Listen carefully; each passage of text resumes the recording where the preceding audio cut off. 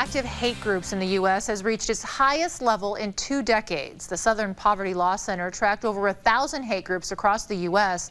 The darker states here have more hate groups per capita than the lighter colored states. Now, the SPLC says there are 31 hate groups in Illinois and 3 of them in the state of Iowa. 10 of these groups are statewide, and 1 of them has handed out flyers in the Quad Cities. KWQC's Sarah Jones met with a former skinhead who left the movement 23 years ago and has since helped more than 300 people do the same. Christian says when he wanted to leave the skinhead movement, which he rose to become a leader of, there was no one to talk to. Now he's that person people can talk to when they're confused or their family or friends are concerned about their involvement. The interesting thing about my time with Christian is something I see a lot of times with people who have transitioned from a period of their life where they're either hurting themselves or others to one where they're helping people. We use the same skills, the same passions, the same gifts, but we use them to ease the lives of others. Christian is still a leader. He's still a recruiter, but it's no longer at the expense of others. More than 2 decades ago, Christian preached hate.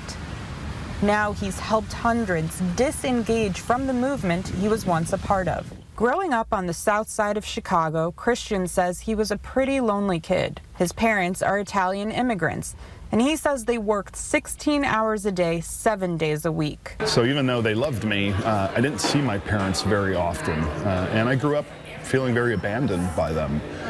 So I went searching for a sense of identity and a sense of community and purpose. At 14 years old, a young man approached Christian while he was smoking a joint in an alleyway. It was the first time in my life that anybody had paid any attention to me. Eventually this man drew me in this kind of promise of pride in my race and in my country, and then it ramped up into something different. It fulfilled me with a sense of identity, community, and purpose, and I was ready to buy in despite what he was saying. And Christian says being a skinhead changed him. I had gone from this powerless kid at 13 and a half who'd been bullied, and all of a sudden I was given a sense of power. People were then afraid of me. I mistook that as respect. Of course, it was fear. Christian rose through the ranks and became a leader in the Neo-Nazi Skinhead movement, and was even interviewed by CNN. And the white power movement and national socialist movement, I think that's a great way to unite our people. But he says for the 8 years he was a member until he was 23 years old, not a day passed that he wasn't confused about the ideology he was preaching or recruiting people to join. It wasn't part of my family foundation, but what was more powerful for me was what was lacking, that sense of identity, that sense of community and purpose. And I was willing to continue to swallow these ideas and act on them and even believe them to fulfill those things. But I'll also tell you, I've never met another white supremacist or another extremist that didn't have confusion every day. Now, most people get drawn in not because they want to hurt anybody else. They get drawn in because they think they're going to change the world. They think they're going to do the right thing. But again, it's very difficult once you're in to break away, not just because it's dangerous, but also because the rest of the world doesn't want to take you back. Amid that confusion, Christian committed acts of violence that he's now ashamed of. When he was 19 years old, he walked into a McDonald's with his skinhead crew after drinking, and there were a group of black teenagers inside. He says he told them they had to leave, that this was their McDonald's. The teens ran out of the restaurant scared. Christian and his crew chased after them. One of the kids that was running away pulled out a gun, but it jammed. Christian and his skinhead crew jumped the teen. I remember looking into his eyes as I was killing him, this young, black teenager, his face covered in blood, swollen. And I remember him opening his eyes and me connecting with them. And for the first time, while I'd been a part of this movement, empathy hit me. I saw the humanity in this person who was essentially with their eyes begging for their life because they couldn't speak. And Christian says that was the last time he committed an act of violence as a white supremacist. And he says there were several instances of doubt before and after that began to snowball over time. Of course, I didn't tell anybody about my confusion because I couldn't. He says based on his experience, he believes that even those present at Charlottesville could be confused. When they're in a group, it's their job to seem as powerful, as aligned as they can. It's not safe to not do that.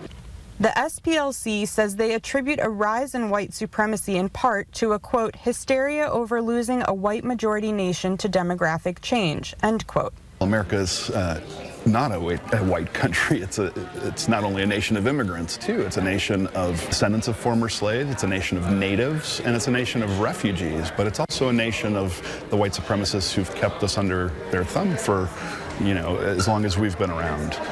So while maybe the intention was for it to be a white nation, the values of democracy, the values of liberty and justice for all don't speak to that. It speaks to a nation that's built on the backs and on the values of Americans of all colors. And he stresses there's nothing wrong with having pride in one's race. People come to me all the time and say, what's wrong with being proud to be white? And I say nothing. But if it's at the exclusion of anybody else, then there's a problem. Christian says the impact of America's current polarized climate is something we have to be aware of. We're living kind of in a time where our toes are dangling over the edge and we're being pushed, so we're forced to choose a side. The problem with that is we're raising young people to be extremists, to choose either a far left or a far right opinion, and there is no middle ground. He says even those who displayed a mob mentality at Charlottesville can change. I was as vocal, I was as public, I was as violent as any of those people at Charlottesville. I'm sitting here 23 years later doing an interview with you. I changed. Christian says getting out of the movement was not easy.